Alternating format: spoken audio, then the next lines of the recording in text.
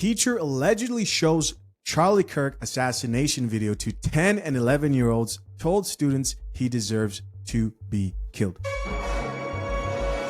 So this happened in Canada. And a part of me first thought, you know what?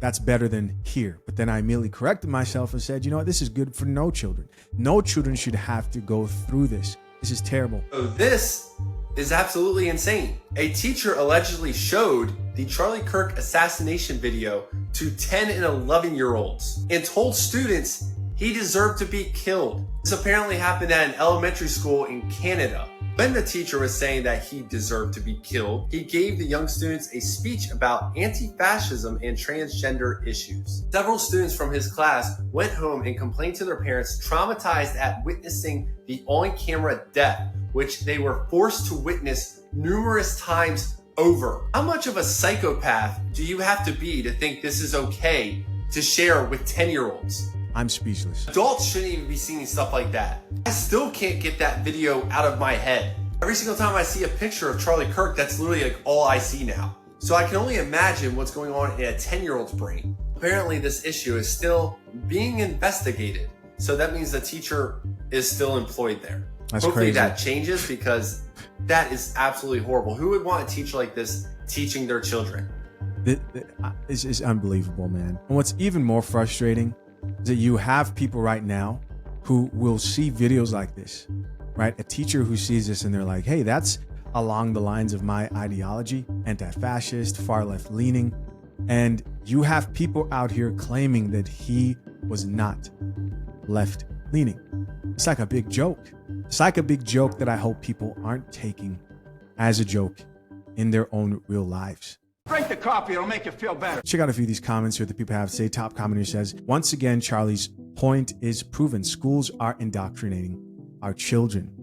Oh man, this is definitely one of the top things I've learned from this whole experience, is just how much schools are indoctrinating our children. Somebody else added on to this and said, creating more shooters. True. Here's another person that says, absolutely right.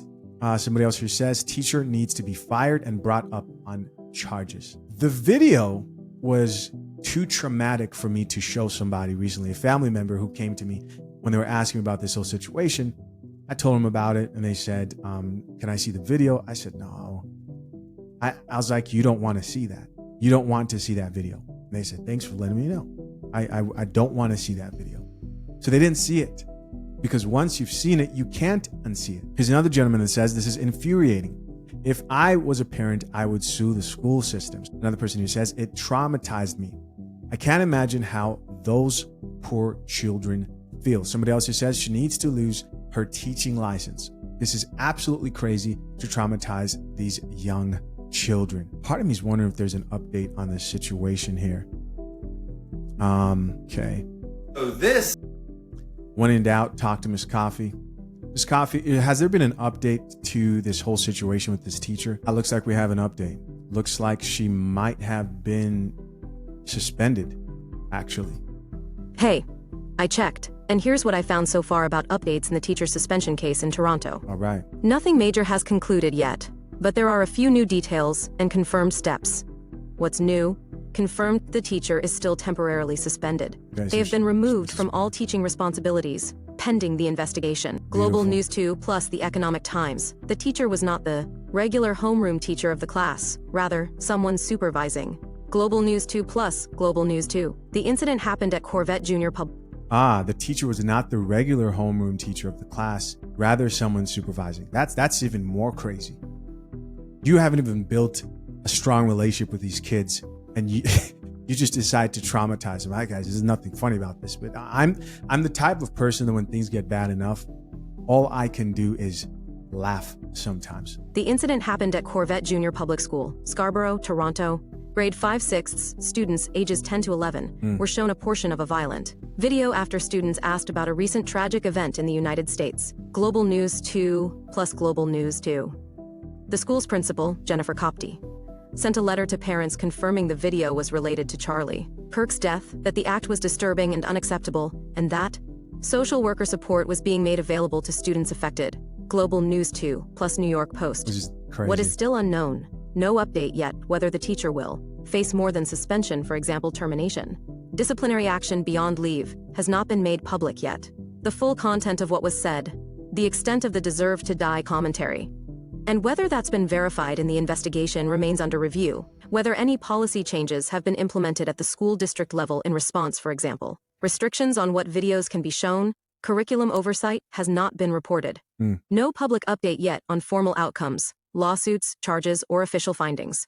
I'm sure more parents will probably be asking their children questions about school more than ever now. Like, what's going on? What did you guys learn? What do they talk about? You know, insane. Is anybody else deeply bothered by the amount of teachers getting fired for celebrating the assassination of Charlie Kirk? Because these are the same people parents are basically forced to hand their kids to over every single day. If a teacher feels comfortable enough to publicly cheer on the murder of a father and husband, what are they saying and teaching behind closed doors? What kind of values are they pushing on kids who don't know any better? I could not feel better about my decision to homeschool my daughters. Not because it's easy, it isn't, but because when I see stories like this, I know I'm protecting them from being shaped by people who openly celebrate violence against those they disagree with. This isn't about left or right, it's about basic decency. And if the people in charge of classrooms can't even meet that bar, why should they be trusted with the next generation? The Coffee Pot is backed by fathershaverights.com, the ultimate prenup prep guide for men who value marriage in our modern day. Future husbands, the divorce industry makes billions when men walk into a lawyer's office unprepared. Don't let the system profit from your ignorance. My step-by-step guide at fathershaverights.com, created with expert attorneys James Sexton and the lead attorney, hands you the questions, checklists, and strategy to walk in 10 steps ahead, and it costs only a couple of dinner dates. Click the link pinned to the top of the comment section, secure your future, and join the hundreds of men preparing their marriages the right way. Looks like a lot of people are losing their jobs because they made public comments, posts, things like that on social media about the murder of Charlie Kirk. Now, isn't that against the Constitution? Isn't there freedom of speech, right? Well, I am so glad you asked. Let's take a look at the text real quick. My name is Urip C. Morgan, and I am an attorney. Here's what the text of the First Amendment actually says. Congress shall make no law respecting an establishment of religion or prohibiting the free exercise thereof or abridging the freedom of speech. It says more, but for our purposes, this is what's really important. So there it is. You know what the most important part of that is? The first word, Congress. The First Amendment applies to Congress not making certain laws. It does not apply necessarily to your employer, and this is why you're seeing that a lot of people are losing their job. You know, your employer can't actually pay you if they don't make money. And if they have employees that are out here making public, visible posts online that could, piss off a good amount of their customer base, we shouldn't be surprised that they let those employees go. And no, that isn't necessarily a violation of freedom of speech. Like I said, practically, because the First Amendment specifically is related to Congress, not your employer. And I keep saying necessarily because some employers are government, obviously.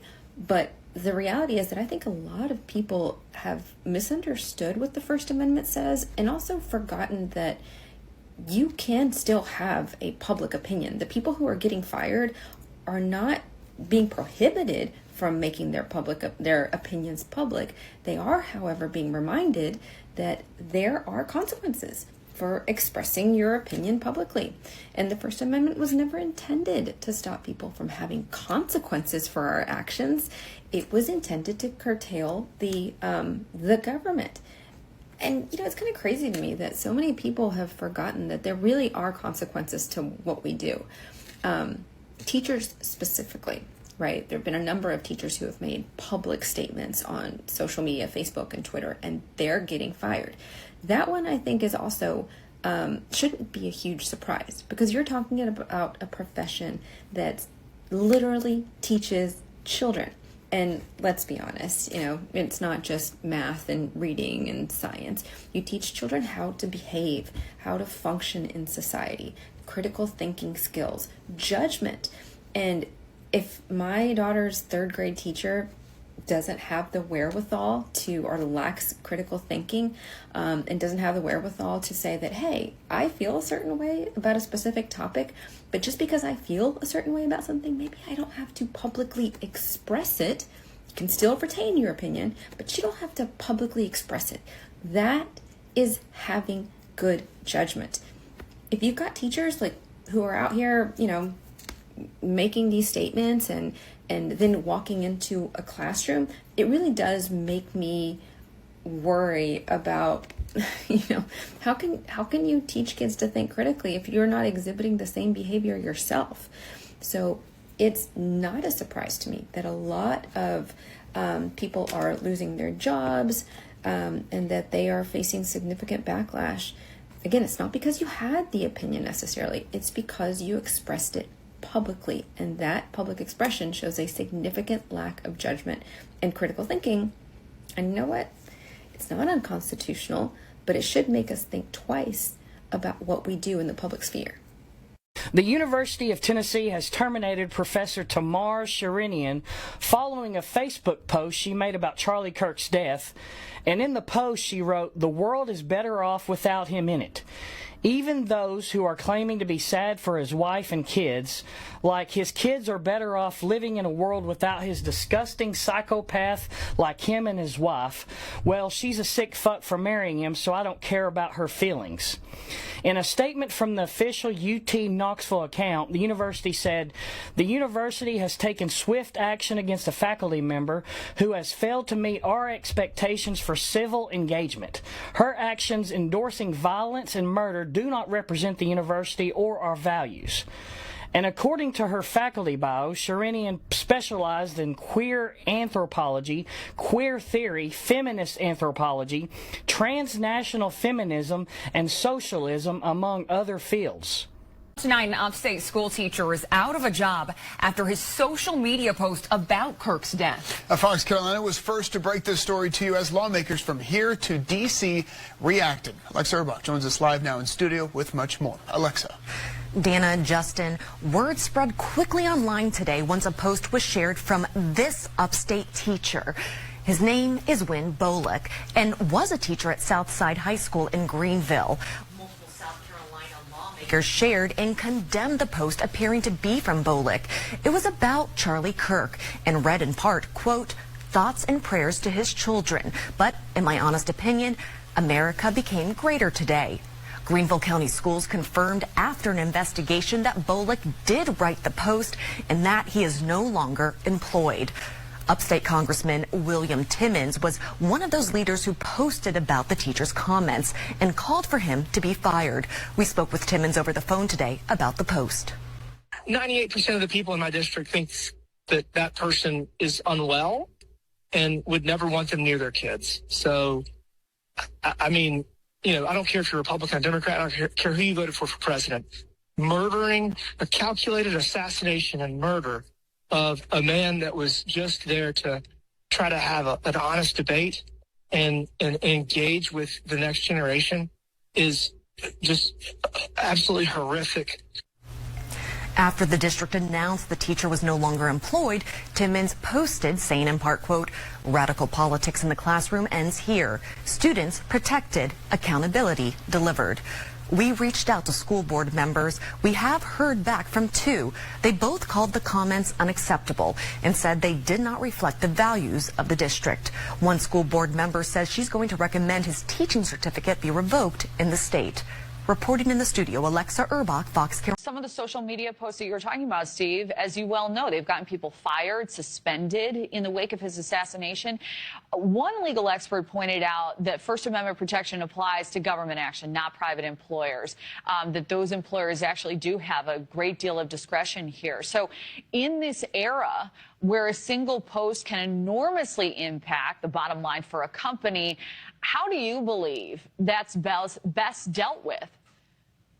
Yeah, that's exactly right. This is, you have the freedom to, if you want to, if it's what's in your heart to celebrate the death of Charlie Kirk. That is your right. You can post it on social media if that's what you're feeling. but your employer has absolutely no obligation to keep you employed. In fact, I would actually say if that's the way you feel and then this is how you want to celebrate in this moment, I would encourage you to go on social media and post that. I think everyone should see who you are. That's what we need to understand. And then your employer, your family, your friends, they can make their own determination if that's the kind of person that they want to engage with or employ. This is not cancel culture. Okay, cancel culture is about what I actually wrote a column for The Hill back in 2021 about what cancel culture is. It's people that had posts from when they were in high school 10 years ago that are now being, it's from people that are maybe, sorry about offending accidentally, or it's things that are kind of taken out of context.